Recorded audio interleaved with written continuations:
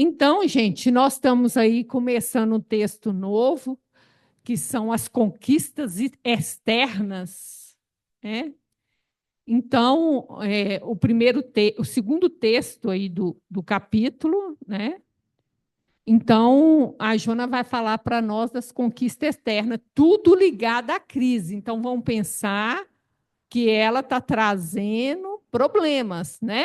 Como a gente já viu desde o primeiro capítulo, porque o tema do capítulo é crise, tá? É. Então, ela falou para nós, olha, das nossas formas e funções orgânicas e faculdades mentais que, com a evolução, nós adquirimos. Ela fala dessa luta nossa para administrar os nossos impulsos e instintos violentos. Ela vai falar do individualismo, do materialismo, isso tudo ela já falou, tá? Eu estou resumindo o que ela já falou no texto. Do consumismo, que ela vai chamar também de uma sede voraz de possuir, né? Vai falar dos relacionamentos que não se aprofundam, que são descartáveis, né? Que são líquidos, como é chamado hoje. Isso tudo, fluidos, isso mesmo, fluidos. Então, até aqui foi o que ela falou, e ela vai continuar nessa questão do relacionamento, para a gente poder pegar o assunto, tá?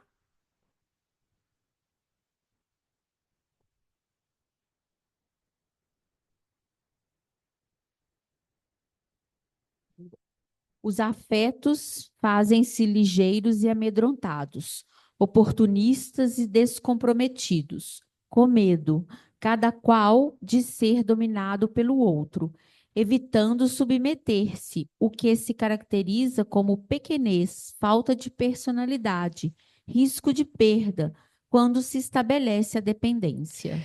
Então, gente, eu trouxe alguma coisa sobre o medo para nós, né? Para a gente poder entender direito essa fala de Jó.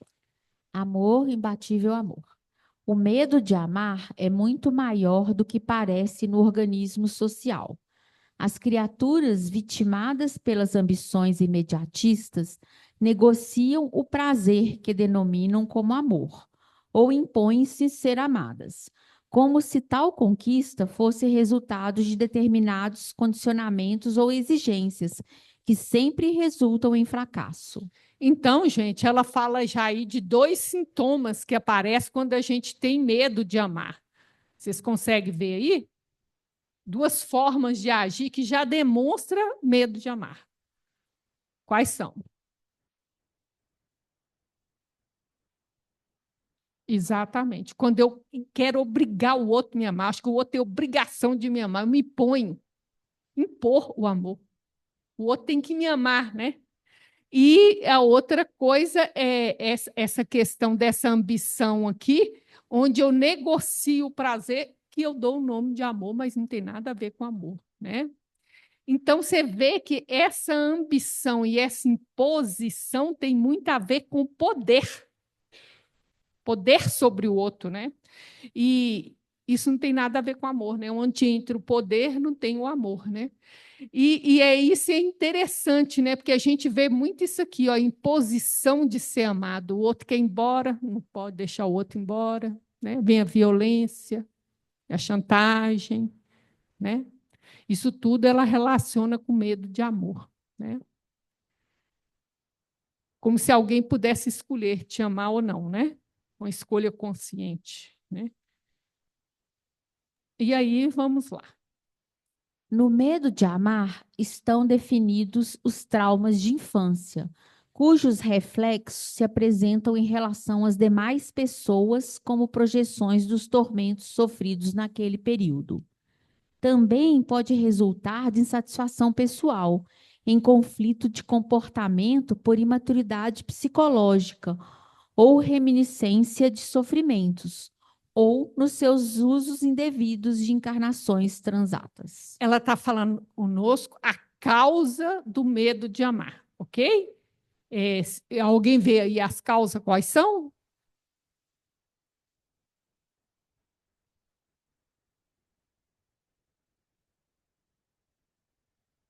Ah.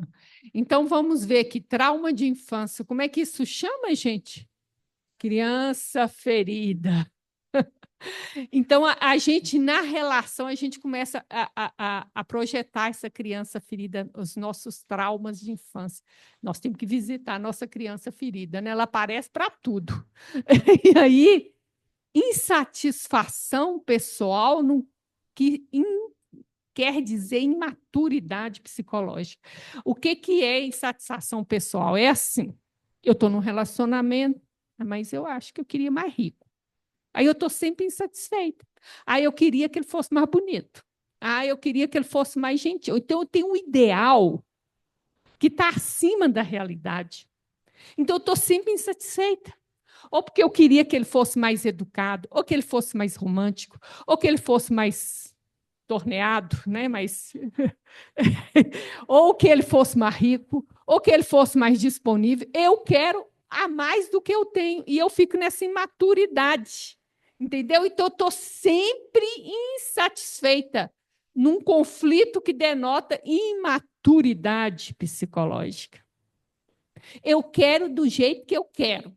E aí eu estou sempre na insatisfação. Então, por que é medo de amar, gente? Eu não me relaciono com o que eu tenho. Eu fico sempre na ilusão do que eu queria, né? Como diz a TT, o príncipe encantado, né? Ou reminiscências de sofrimentos, decepções amorosas, né? Anteriores, né? É isso aí. Ou tem um último caso aqui, reencarnação anterior, onde eu, de alguma maneira, usei indevidamente a relação amorosa, né? Ou usei, ou tive um trauma lá atrás que continua vivo. Ok? Então, você vê que o medo de amar tem muitas causas. Por isso que ela fala que é tão comum, né? Alguém quer falar alguma coisa, gente, do medo de amar? Então, voltando lá no parágrafo que a gente já leu, olha bem. Então, os relacionamentos ficam ligeiros e amedrontados, são superficiais, não aprofunda, né? São líquidos, como ela veio trazendo para nós, oportunista, né? Conforme vou levar vantagem, tem aquela oportunidade que pode me trazer, né? E descomprometido. Então, quanto mais superficial, menos eu vivo realmente a relação, né? Com medo. Medo de ser dominado pelo outro, evitando submeter-se, entregar, que submeter pode ter o sentido de entregar-se. Como eu tenho medo de ser dominado pelo outro, eu não vivo a relação, eu não me entrego. Por isso que é descomprometido, por isso é que é superficial, né? E o que caracteriza como pequenez, falta de personalidade, risco de perda quando se estabelece a dependência. E aqui vem a questão: quando estabelece a dependência, vence o medo da perda, né? E aí a tendência é segurar, né? Segurar de qualquer jeito, né? Esse que é o problema, ok? O medo de perder é um problema seríssimo, né? Não só de ficar sozinha, às vezes é dependência emocional, entendeu? A pessoa não consegue se emocionalmente se sustentar, ela está usando o outro de bengala, né?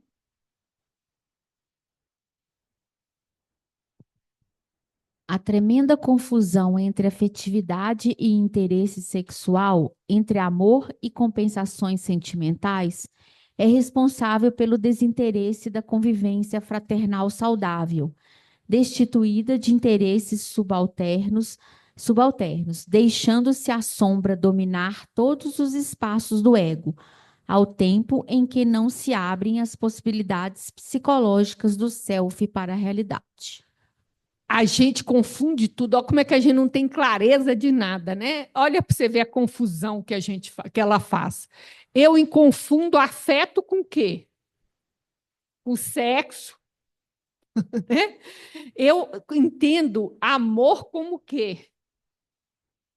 É a minha carência, né?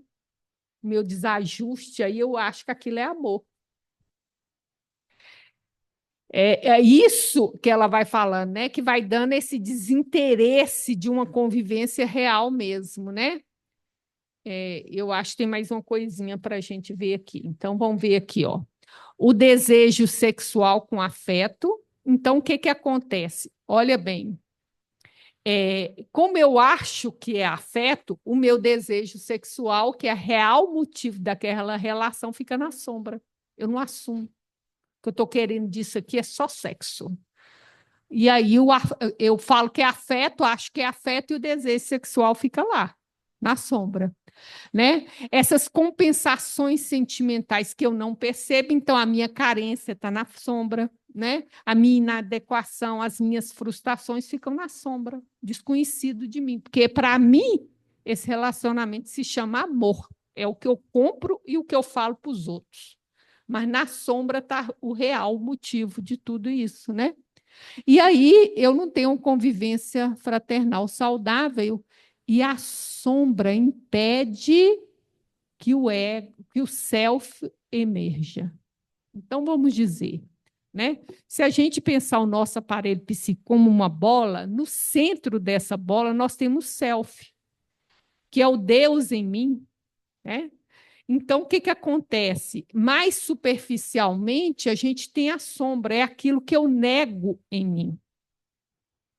Então, você imagina, o self quer se realizar, mas a sombra nossa são coisas que eu gasto força empurrando para dentro, negando. E aí eu impeço o self de emergir. Se eu não resolver essa sombra, ele não vai emergir. Esse afeto aí, desejo sexual com afeto, a pessoa acha que tem afeto pelo outro, mas quando não tem nenhum afeto, é só sexo mesmo? Ela fala, a gente confunde afeto com sexo. Mas como eu não posso assumir que eu sou uma mulher tão respeitável, estou só querendo sexo, aí eu tenho afeto e escondo o sexo. O problema é esse. Eu não tenho essa honestidade, porque quando eu tenho honestidade suficiente comigo, eu posso lidar. Quando eu faço isso aqui, vira sombra, eu escondo. E o que vai acontecer? Vai acontecer que se eu tenho só sexo, uma hora vai esfriar. Aí acabou. Aí tem uns relacionamentos sem uma convivência fraternal saudável. E às vezes o outro está procurando afeto. Mas eu não tenho afeto para dar porque eu estou procurando é sexo. Então eu não estou me envolvendo como o outro. E vai dar problema na hora de romper. Para você que é responsável também pelo que você conquistou do outro. Porque às vezes pros um quer uma dois. coisa, outro quer outra, pensando que é outra, né? É esse que é o problema. Qual que é o problema, gente? É a gente não ser honesto conosco mesmo. Porque se eu, por exemplo, eu sou honesta, né, e o que eu quero desse cara é só sexo. Ou eu abro o jogo para ele, e ele aceita ou não, né? Problema meu e dele. Ou eu falo, peraí, não, só sexo, não está certo esse negócio. Não quero viver isso. Aí eu vou ter que segurar esse desejo. Mas isso é uma opção minha consciente. Quando eu falo isso, eu fantasio tudo como sendo afeto e escondo o meu desejo, que o real motivo pelo qual eu estou me aproximando dele. E nós, mulheres, temos muito problema com isso aqui, né? Mas pode juntar Mas os unir o homens fazem útil ao isso agradável. tranquilo. Pode unir o útil ao agradável, ter os dois. Pois é, mas acontece que o afeto, gente, tem que ser cultivado, exige entrega, exige envolvimento, exige que às vezes por medo de amar eu não quero. É esse que é o problema. Pois é, e o unir o útil ao agradável seria o relacionamento perfeito, coisa que nós ainda não temos, porque estamos aqui nessas dificuldades de cada um, não é isso? Ou então eu teria essa convivência fraternal saudável, onde eu sou honesta com o outro fala, não, mas eu quero afeto também, não quero só sexo. Então vamos tentar o afeto, então vamos cultivar, vamos edificar, vamos fazer crescer, vamos nos envolver. Mas se eu estou com medo de amar, a única coisa que eu não quero é envolver. Eu quero é superficial mesmo. Mas cadê a honestidade? O problema é esse, a gente não é honesta nem com a gente. É isso que Jonas está falando. Que aí essas sombras, ó, eu não aceito a minha carência. Eu estou aproximando o outro, é por causa da minha carência, não tem nada a ver com amor. Aí eu dependo dele. Aí vira aquele trem preguento que o outro não aguenta. E o que estava lá na sombra? É o real motivo pelo qual eu aproximei da pessoa. É amor, mentira. Carência. É isso que a Jona está falando. Se eu não olhar para a minha sombra, para a minha verdade, eu não vou ter uma convivência saudável e muito menos o self vai emergir. Se eu não cuidar da sombra. Deu para entender, gente? Ô, Vânia, tá me ouvindo? Você falou, Sabrina? Sabrina, falei. Hoje de manhã eu fiz o Evangelho lá, né? E aí eu estava lendo o Hamed, As Dores da Alma, do Francisco Espírito Santo Neto, e aí eu li a parte da mágoa. E aí eu fiquei, porque ela fala exatamente do relacionamento, né? E aí eu estava com dúvida, mas eu acho que é bem na linha do que você falou aqui. Ele começa, o produto amargo de nossa infelicidade amorosa são nossas mágoas, resultado direto de nossas expectativas que não se realizaram, sobre nós mesmos, sobre outras pessoas. Aí ele fala lá na frente. Vivemos comumente desencontros na área da afetividade por desconhecermos os processos psicológicos que nos envolvem, o que nos faz viver supostos amores. É isso mesmo que você está falando, é É nessa as mesma duas linha, não coisas é? que a Joana falou aqui, né, Sabrina? Olha para você ver que se eu estou relacionando com outro e eu estou sempre insatisfeita, o que, que a Joana fala? O problema é minha expectativa. Então, eu estou com uma ilusão. De coisas que eu exijo daquele relacionamento que não tem nada a ver com a pessoa não pode atingir aquilo. Então, aí a gente volta lá na insatisfação que ela falou. Olha aqui. Na insatisfação por causa da nossa por causa da nossa infantilidade, né? Aqui, ó, em conflito de comportamento por imaturidade, insatisfação. Por quê? Porque a realidade não, eu não quero a realidade. Eu não quero aquela pessoa com quem eu estou. Eu tenho desejos, sonhos, ilusões com uma coisa idealizada e eu não quero abrir mão disso. E o outro vai corresponder isso. Aí o outro não corresponde, eu falo, me decepcionou. Aí que ele está falando da mágoa. Aí eu fico magoado porque o outro não foi capaz de atingir a expectativa que eu tinha de uma coisa que ele não era. Olha que tem cabimento uma coisa dessa, gente. Olha bem. Então, o tempo inteiro eu estava relacionando com a minha ilusão, com a minha fantasia, não com a pessoa de verdade. Depois eu falei assim, agora ele me mostrou quem ele é. Não, bem, ele era sempre assim. Só você que não estava enxergando. Por quê? Porque eu estava com as minhas ilusões, minhas expectativas e não estava relacionando com a pessoa real. É isso que ele está falando aí, a primeira coisa que ele fala. Aí a gente fica magoado com o outro. Está gravando. Então, a gente fica magoado por causa disso, você entendeu, gente? É isso que ela está trazendo. Aí tinha uma outra parte que ela falou aí, que eu esqueci, mas que estava certinho. Eu esqueci o que era. A questão, sim, da gente não entender os nossos processos, que é onde a gente está. A gente envolve com as pessoas e não é honesto o suficiente conosco mesmo para saber o que eu estou procurando naquela relação. Né? E aí que vem a sombra, o problema da sombra. Aí a Jona vai falar um pouquinho mais para nós sobre a sombra no capítulo anterior, que nós acabamos de estudar. Olha o que ela falou da sombra. Sombra, gente, só explicar, né? É assim, é tudo aquilo que, no sentido de tudo aquilo que eu escondo da minha consciência. Porque é desagradável, porque eu não quero entrar em contato, porque eu acho feio, que eu acho nojento, que eu acho que aquele negócio não está certo em mim, eu tenho vergonha, ou que eu não aceito, eu escondo no inconsciente. Então, vamos dizer assim, a gente chama isso generalizadamente como sombra, tá? Capítulo 5 desse mesmo livro. A sombra tem uma vestidura moral em contínuo confronto com a personalidade ego, exigindo, por isso mesmo, o grande esforço de igual magnitude moral, para conscientizar-se, compreendendo e aceitando os fenômenos perturbadores que lhe ocorrem como inevitáveis. Então, gente, olha aqui, o personalidade ego é o quê? É a persona. A persona eu formo a partir do que o social aceita. Então, olha bem, hein? Nós fazemos, então, o que, que acontece? Eu tenho uma questão moral que está em conflito com o que a sociedade aceita, né? E os meus fenômenos. Então, às vezes, a minha persona e as coisas que o coletivo se eu tiver em acordo com ele, são moralmente incorretos para o meu espírito, para o nível de consciência que eu já estou. E muito, porque a sociedade nossa é doente. Então, eu agir e tratar o outro como objeto,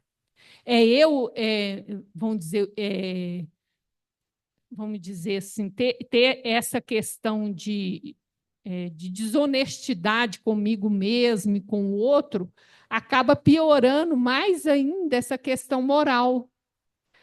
Então, o que acontece? Esse conflito vai existir por falta de honestidade de mim e de, às vezes, eu entender, de eu ter consciência que aquele papel que é normal para a sociedade é errado.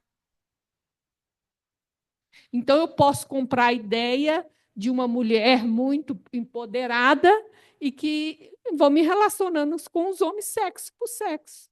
Aí chama promiscuidade. Moralmente está certo? Pois é, vai ter o conflito. Mas eu tenho que estar consciente disso para me enfrentar esse conflito em mim. Não é negando ele que eu vou conseguir resolver. Rejeitar ou ignorar a sombra é candidatar-se a conflitos contínuos que poderiam ser evitados, caso se reconhecesse a ocorrência desse fenômeno próprio do ser humano. Desse modo, os desafios da sombra merecem observação carinhosa, a fim de conseguir-se a sua integração no self, não mais separando o indivíduo do ser divino que ele carrega no íntimo. Aí, ó, tá vendo? A sombra acaba separando a gente do self. Eu tenho que integrar isso no meu espírito, mas essa sombra, se ela não é integrada, ela me separa do self no sentido divino em mim. Ela me separa, porque eu não aceitei. Então, gente, passa pela dificuldade da gente aceitar que eu sou carente, né? Vamos dizer, às vezes esses sentimentos que eu não acho tão evoluído, né? Então passa por isso na relação, né? Nós somos interesseiros. Às vezes eu estou interessada na condição econômica do outro, às vezes na beleza do outro, às vezes na posição social, né? Então tudo isso exige honestidade, às vezes sexo, né? Então eu tenho que ter essa honestidade comigo, porque eu tendo clareza eu faço uma escolha. Primeiro, eu não escolho, não fico, que tudo aquilo que eu escondo me domina.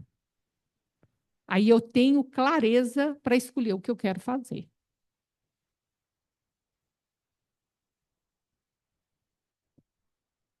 Mesmo que esse sentimento não seja tão bom, você tem que deixar vir à tona para deixar de ser sombra. Tem que acolher. Acolher não é compactuar, mas eu tenho que acolher. Se eu nego, ele me domina.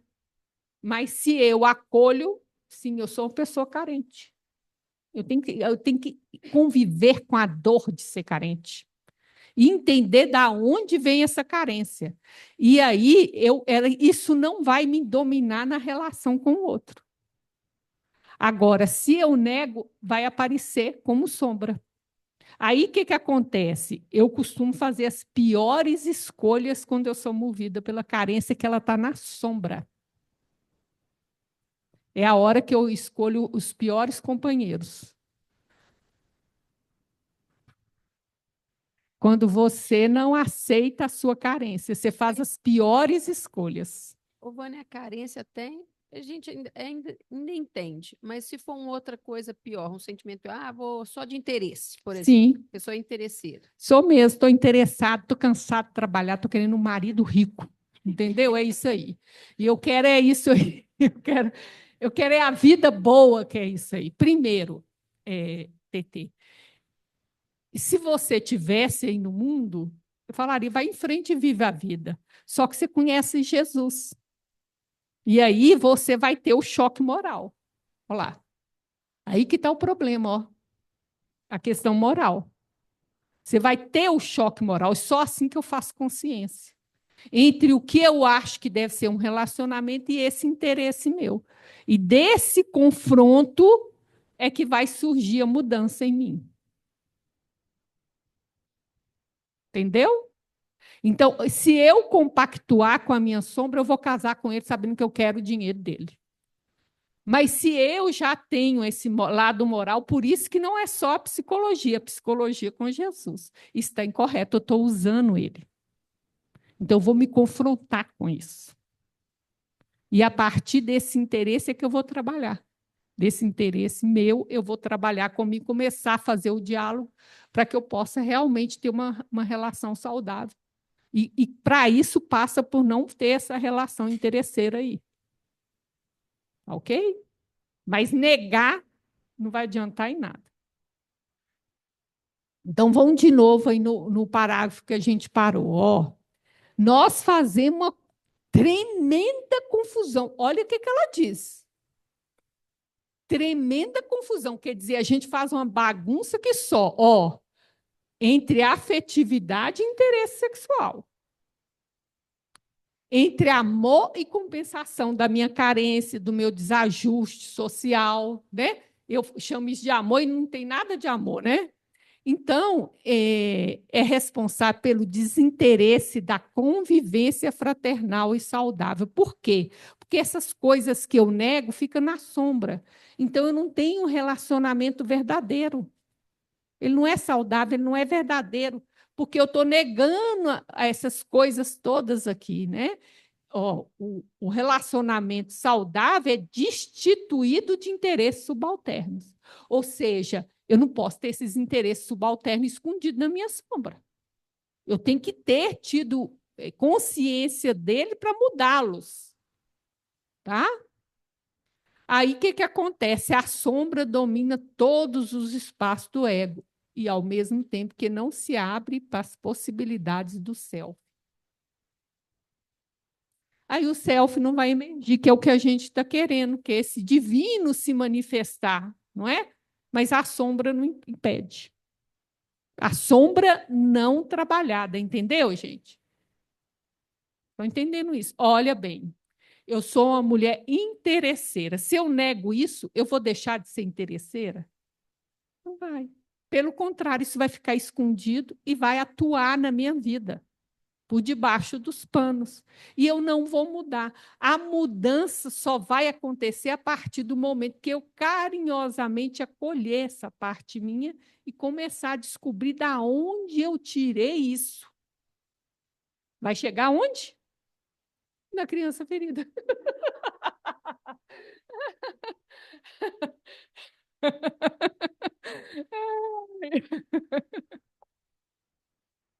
As artes, que sempre têm expressado o estágio evolutivo, político, comportamental da sociedade, nesses dias conturbados, são agressivas e destituídas de muitas áreas de propostas elevadas de beleza, expressando apenas os conflitos, as aspirações doentias, a revolta e o desânimo com seus portadores. Olha o que ela fala, gente, que a arte, né, que deveria trazer uma proposta elevada de beleza, né, que fizesse o espírito da gente se conectar com o divino, né, despertasse esse modo. A arte está expressando o quê? Mais conflitos, aspirações doentias, revolta e desânimo.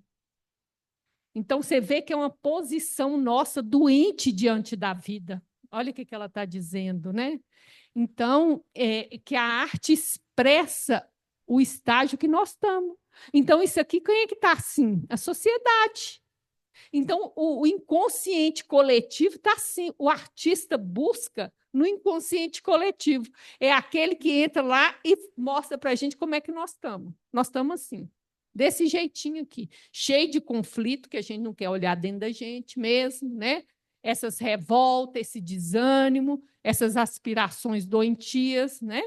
Então, o que, que acontece? Ela está expressando isso aqui. O comportamento, o estágio evolutivo e político. Nós estamos bem. Que a coisa aí anda feia. Ok? Alguém tem dúvida disso aí?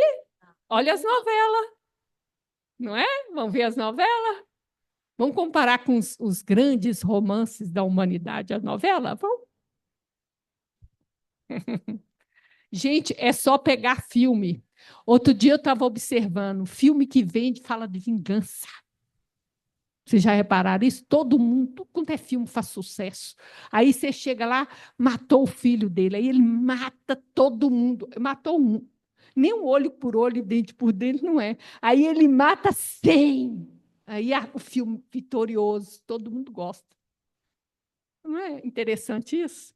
Não tem filme que fala de perdão, de você suplantar isso, uma outra saída, um outro olhar. Não tem filme sobre isso. O filme, a maior dificuldade que a gente tem é do perdão, porque a maioria dos filmes é sobre vingança. Repara para você ver. Pega o Netflix lá, ou qualquer YouTube, qualquer coisa aí para você ver. O que faz sucesso? Se não é isso. Ô, E aí eu Vânia, trouxe. Oi. também não é só filme e tudo, não. A gente vê até quem assiste televisão hoje, por exemplo, um telejornal. É só desgraça, é só mostra o lado ruim, ninguém mostra uma coisa edificadora. E se mostrar, ninguém quer assistir. Ninguém assiste, exatamente. Infelizmente é isso, igual ela falou aqui, né? Que mostra o nosso estágio evolutivo, né? Então é isso. Opa, tô aqui doidinha no negócio aqui. Vixe, não sei onde é que eu tô. É esse aí, do Jung, que eu trouxe. O desenvolvimento da arte moderna, com sua tendência aparentemente niilista de dissolução, deve ser entendido como sintoma e símbolo de um espírito universal de decadência e de renovação do nosso tempo. Tá vendo? Ele está falando que a arte é um sintoma de como a sociedade está nihilista, né? Que acaba com tudo, ó, dissolve tudo. Isso aqui está mostrando o quê? Como a nossa sociedade está.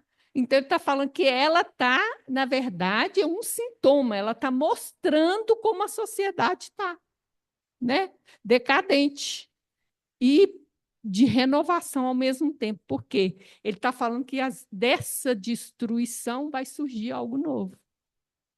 E é a mesma coisa do mito que a gente viu, né? Destrói o mito, que é uma conduta inconsciente para forçar a gente a fazer o autoconhecimento e encontrar o significado dentro de mim.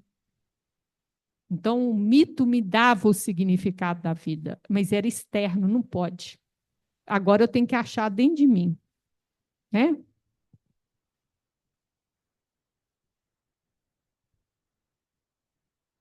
Isso aí é o mesmo. É o mesmo. Eu só pus para ver. A música, por exemplo, descendo do pedestal das musas, enveredou pela contracultura, pelos desvãos da ironia, da perversão moral, do deboche, da agressividade, do duplo sentido com destaque para o pejorativo. Não, eu cortei aí um pedacinho. Olha bem, gente. Aí eu trouxe para vocês Pixinguinha. Olha só, tu és divina e graciosa. Ele está falando da rosa, tá? Estátua majestada do amor por Deus esculpida. Você foi esculpida do amor. Olha que coisa linda. É formada com ardor de alma da mais linda flor e do mais... Então, ela é formada do ardor, da essência da mais linda flor e do mais ativo cheiro. Olha só. que na vida é preferida pelo beija-flor. Então, ela é aquela flor especial, com aquele cheiro especial que te formou. Olha só. Mas aí o adestrador.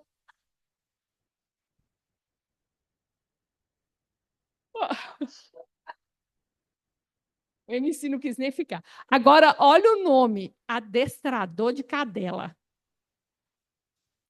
Olha o nome, menina. Sabe aquelas minas? Cachorra, piranha, sapeca?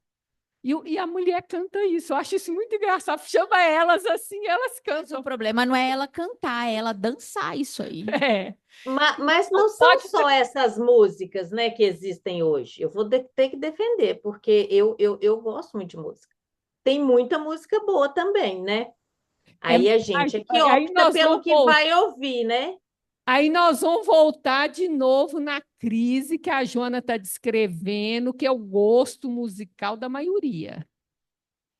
Tem seres iluminados que estudam Beethoven, mas eu não acho que a maioria escuta. Eu não sou iluminada, não. Eu escuto mesmo uma MPBzinha, mas tem muita coisa boa aparecendo. A gente não pode generalizar, né? A Ela gente pode está, escolher, né? gente, mais uma vez, passando o perfil de uma crise. Ela está passando o perfil de uma crise que nós estamos vivendo no momento. E ela está mostrando, descrevendo, para que a gente tome consciência dessa crise.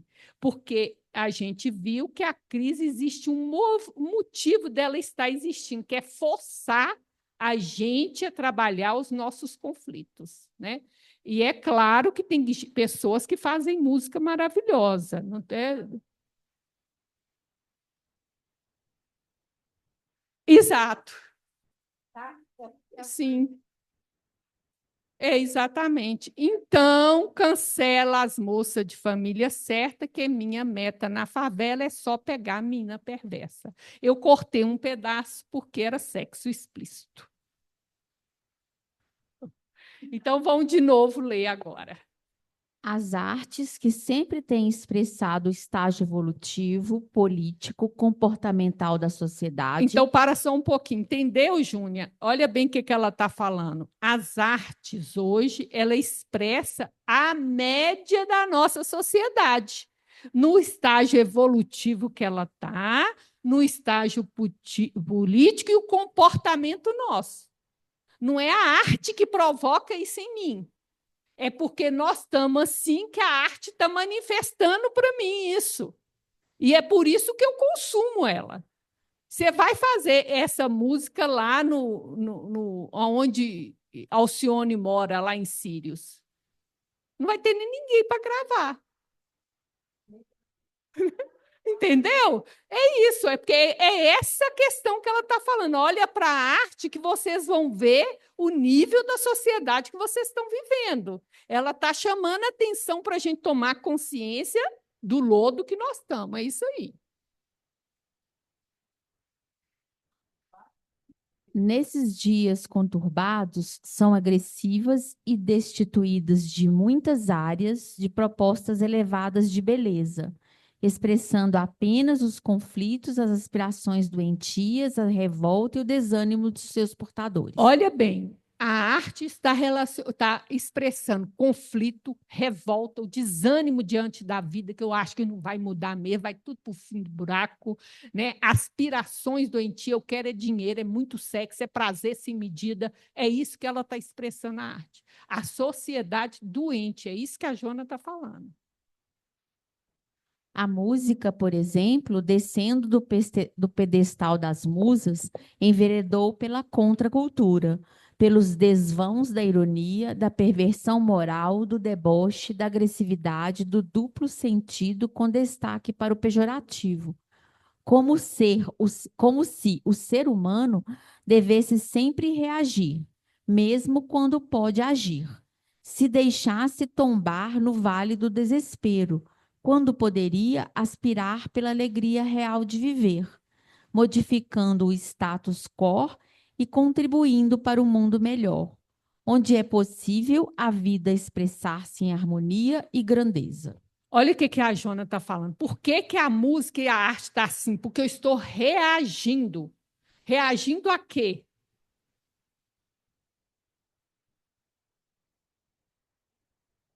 ao meu conflito interno, que eu não quero ver, não quero entrar em ação, a minha revolta, meu desânimo e minha aspiração doentia. Então, eu reajo a essa dor que eu carrego em mim, meu desequilíbrio. E aqui a Jona vai falar, mas isso não é justificativa, porque a gente deveria agir. Eu não devia tombar no desespero, né? Eu devia era aspirar pela alegria de viver para modificar o que está aqui por um mundo melhor. E não cair no desespero e reagir à ferida que eu tenho dentro de mim. Né? Onde é possível a vida expressar-se em harmonia e beleza. Mas tudo passa por fazer, aceitar essa dor que eu tenho dentro de mim. Então, falta isso, sim. Muitas pessoas dessa que fazem essa música, ele tem essa dor dentro dele. Conflitos, revolta, desânimo. Veio de um lugar que, às vezes, carente de dificuldade de subir, de vencer, de ter oportunidade, né?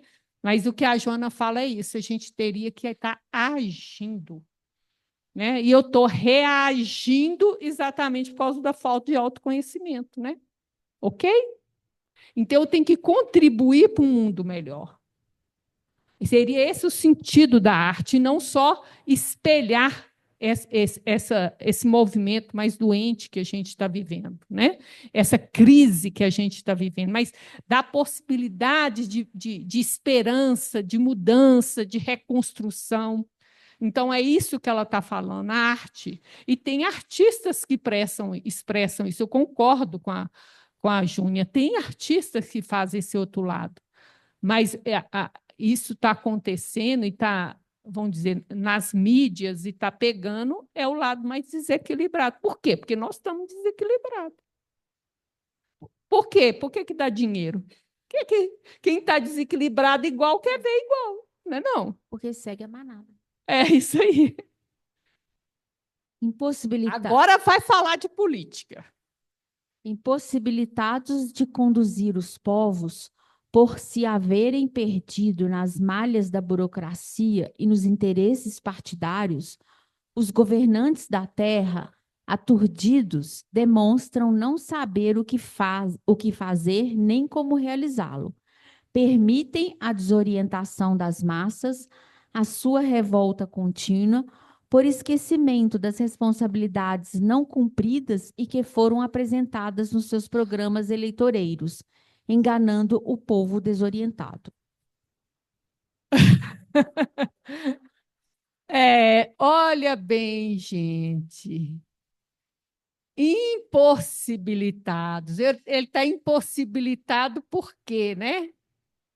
Olha bem, porque eu estou preso na burocracia e no interesse partidário. Eu acho isso interessante, né? Porque o problema principal que eu acho é que o cara se elege e fala assim: eu estou aqui, eu vou servir aos ideais que eu defendi para ser eleito, mas não, o cara quer ser reeleito.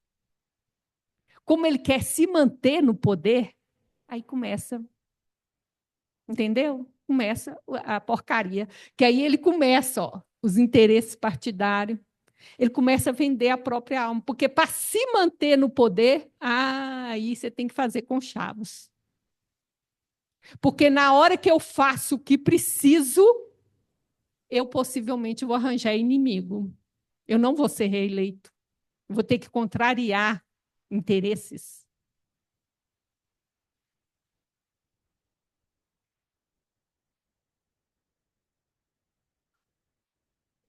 Eu acho.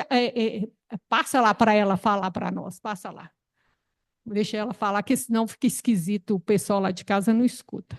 Eu acho que ninguém é eleito limpo hoje. Todos que chegam lá já chegam já devedores do partido, de todos aqueles que ajudaram a eleger. Porque é uma ilusão a gente achar que a gente elege alguém. Né? E aí já começa antes. Eu acho que esse processo que falou, eu tenho essa impressão que ele começa antes. Eu acharia que eu acho que você estaria certo se a gente estivesse falando de 10 anos atrás. Hoje, o cara se faz na internet. E ele pode ser eleito pelo poder que ele tem na internet. Antes, ele dependia de uma emissora de televisão, ele dependia de um jornal, então ele tinha que se vender antes. Tá? Mas hoje, com a internet, você tirou o poder, muito poder, não tirou todo o poder, dessas grandes redes de televisão e de jornal. Então, hoje, todo mundo tem sua voz na internet. Então, eu acho hoje que a pessoa pode realmente, pelas ideias dela, ela ser eleita por causa da internet. Tá? Porque se fosse pelos veículos comuns de antigamente, eu também não acreditaria, não. Agora, só que ele não quer só chegar lá. O problema é o querer ficar também, né? Que aí aí você começa a se perder, ó, na malha, no interesse, e aí o que ela fala?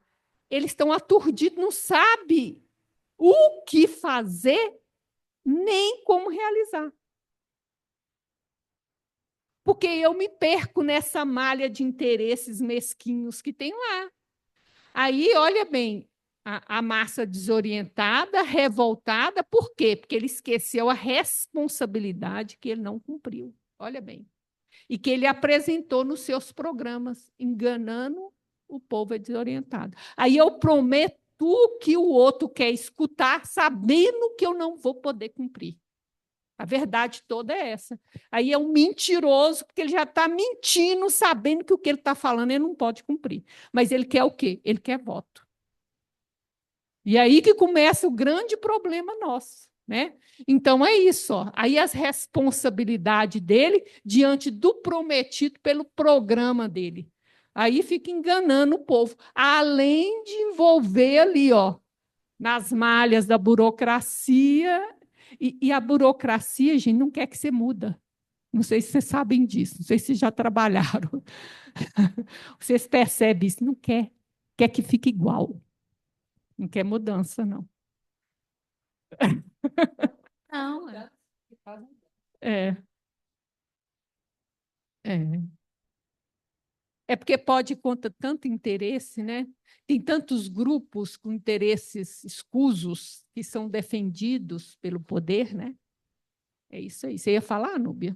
não, eu ia falar que às vezes as pessoas pegam também uma causa para defender, mas quando elas chegam no meio do caminho, elas mudam, né? Por interesse delas. Elas já não conseguem mais defender aquela causa. Mas é porque a causa era tão frágil para ela, né? Estava tão escondidinho na sombra os temores dela, que isso acontece muito na política, né? Eu estava vendo isso. Uma causa. Sem nomes, tá, Não, gente? uma causa LGBT, né, por exemplo. Aí a pessoa vem com essa causa, mas depois ela muda, né, do que ela era antes. Aí quando ela é cobrada, ela fala: não, mas você está falando que eu não posso mudar? Né? Entendeu? Ela torce o discurso. Mas é porque aquela causa não era trabalhada nela, né? Então a gente vê muito isso também. Era para ganhar voto, né? Exatamente. Só queria dar uma sugestão interessante. Eu vi ontem um filme Bezerra de Menezes, um grande médico, né, um grande espírito que passou, e ele também se candidatou à política, e foi orientado pela mulher dele.